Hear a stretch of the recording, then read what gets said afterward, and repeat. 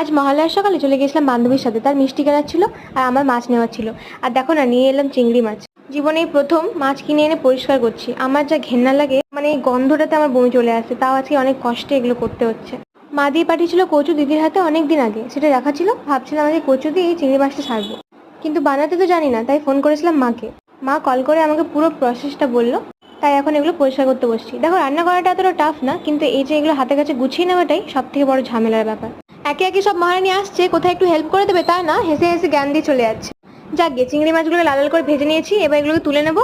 আর এই তেলেই দিয়ে দেবো পেঁয়াজ। আজকে অনেকটা পেঁয়াজ কুচি নিয়েছি। টমেটো আমার কাছে ছিল না, তোমরা পারলে টমেটো অ্যাড করবে, খুব সুন্দর লাগে খেতে। এরপর আদা রসুন বাটা দিয়ে ভালোভাবে মশলাটাকে কষিয়ে নেবো।